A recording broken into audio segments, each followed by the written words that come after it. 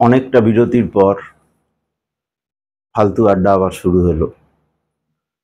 বিরতির কারণ আলাদা করে বলবার কিছু নেই। এই পরিস্থিতিতে এখন যা চলছে তাতে করে আড্ডাও একসময় চুপ হয়ে যায়। এরকম অভিজ্ঞতা আমাদের অনেকেরই আছে। চায়ের দোকানে বা কোথাও আড্ডা মারতে বসেও কোনো কথা বলা যায় না পরিস্থিতির কারণে। চতুর্দিকে দেখতে দেখতে বমকে যেতে হয়। সেই রকম পরিস্থিতির কারণেই অনেক দিন পর আবার ফালতু আড্ডা শুরু হয়েছে। ফালতু আড্ডায় এমন একটা দিন আজকের হচ্ছে, আজকের শিক্ষক দিবস। আজকের এই শিক্ষক দিবসে এমন একটা সময়, যে সময় আরজি করের অধ্যক্ষ, তিনিও তো শিক্ষক,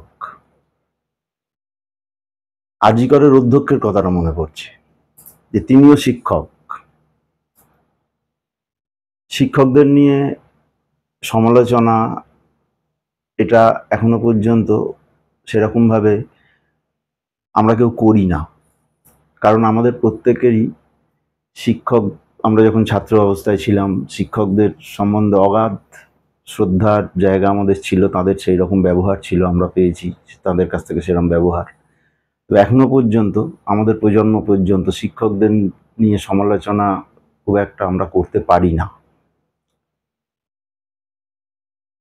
তাই আজকের এই দিনটাতে শিক্ষকদের উদ্দেশ্যে প্রণাম জানাই। আর দুটো একটা পয়েন্ট ধরে কথা বলি, কারণ এই পরিস্থিতিতে সব কথা এক জায়গায় হয়ে খুব গুলিয়ে যাচ্ছে সব বিষয়গুলো। আমরা প্রত্যেকেই জীবনের কোনো না কোনো সময় অল্পক্ষণের জন্য হলেও শিক্ষকের ভূমিকা পালন করি। হয়তো কেউ পেশাগতভাবে শিক্ষক নয়, কিন্তু দেখব আমি হয়তো কোনো অফিসে কাজ করি, আমার যে জুনিয়র তাকে হয়তো কাজ শেখাতে হবে। যখন তাকে শেখাচ্ছি সেই সময়ের জন্য অন্তত আমি তার শিক্ষক। বাড়িতে দুই ভাই বোন কি দুই ভাই কি দুই বোন আছে, একজন উঁচু ক্লাসে পড়ে, একজন নিচু ক্লাসে পড়ে। বাড়িতে মা বা বাবা বড় ভাই বা বোনকে বলল যে ছোটকে একটু তোর ওই অঙ্কের উৎপাদকে বিশ্লেষণ তো তোর তো নতুন হচ্ছে, একটু শিখিয়ে দে না। সেই সময় সে তার শিক্ষক। আমরা কখনো কোনো কাজ শিখতে যাচ্ছি, সব সময় তো ট্রেনিং সেন্টারে যাই না, কাজ করতে গিয়ে অনেক কাজ শিখতে যাই, কাজ শিখি। যিনি শেখাচ্ছেন সেই সময়ের জন্য তিনি শিক্ষকের ভূমিকাই পালন করছেন। এরকম চতুর্দিকে ছড়িয়ে আছে আমাদের এমন অভিজ্ঞতা, যেখানে দেখতে পাবো আমরা কোনো না কোনো সময়, জীবনের কোনো না কোনো সময় শিক্ষকের ভূমিকা পালন করি। আমি তাদের উদ্দেশ্যে, আর বিশেষ করে যারা এখনো ছোটই বলবো, ছোট আছে, ছাত্র হিসেবে আছে, তাদের উদ্দেশ্যেও বলবো, এই যে আরজি করের অধ্যক্ষ, তিনিও তো শিক্ষক। তিনি তো একদিনে এরকম হননি, তাহলে তার মধ্যেও বহু দিনের একটা অভ্যাস, একটা প্র্যাকটিস ছিল ছাত্রছাত্রীদের সঙ্গে এই রকম ব্যবহার করার। আমাদের জীবনের অভিজ্ঞতায় আমরা দেখেছি এই রকম শিক্ষক শিক্ষিকা ও আমরা পেয়েছি, এরকম মানুষদেরও আমরা কিন্তু পেয়েছি,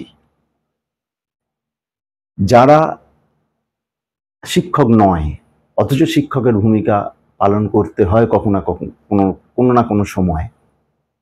তাদের উদ্দেশ্যেই বলি, শিক্ষকদের উদ্দেশ্যে বলার ধৃষ্টতা আমার নেই।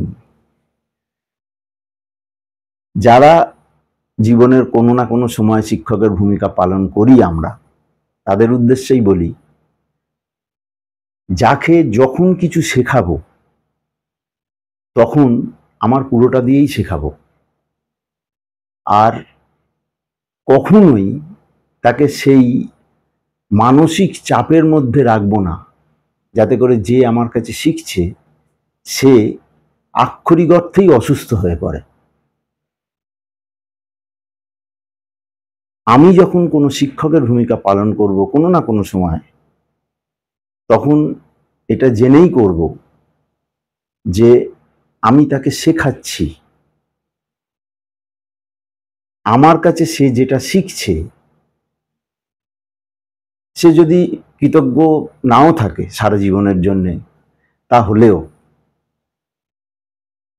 আমি তাকে যখন শেখাবো সততার সঙ্গে শেখাবো, সেখানে কোনো রকম কুটিল মনোভাব সেখানে যেন না রাখি। একথা কেন বলছি, আবারও বলছি, আরজি করের এই যে অধ্যক্ষ মহাশয়, তিনি কিন্তু একদিনে তৈরি হননি। আমাদের মধ্যে, আমাদের অনেকের মধ্যেই, আমরা যখন শিক্ষকের ভূমিকা পালন করি তখন এই ধরনের মানসিকতা নিয়ে চলি।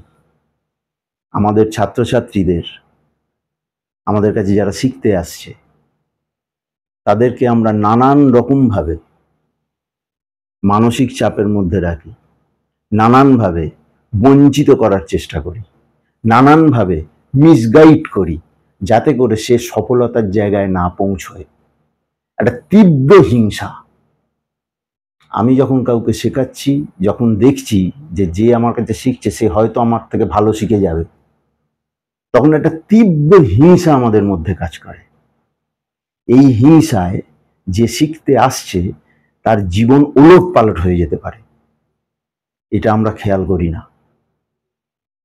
আরজি করের অধ্যক্ষ একটা দৃষ্টান্ত।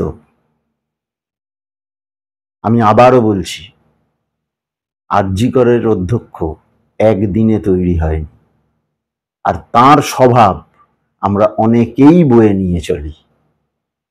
শিক্ষক দিবসে এই মুহূর্তে এই ধরনের কথা ছাড়া ফালতুভাবে এই কথাগুলো এলো, এই কথা বলা ছাড়া আর কিছু মনে এলো না। ফালতু আড্ডায় ফালতু হিসেবেই কথাটা নেবেন। আর যদি মনে হয় যে না, এই কথাগুলোর মধ্যে সত্যতা আছে, তাহলে আসুন আমরা এখন থেকে নিজেদেরকে সচেতন করি এই বিষয়গুলোয়। ভবিষ্যতে যেন আরজি করের অধ্যক্ষ আর না বেরিয়ে আসে। নমস্কার, আমার চ্যানেল সাবস্ক্রাইব করুন, শেয়ার করুন, আর মন্তব্য অবশ্যই করুন। নমস্কার।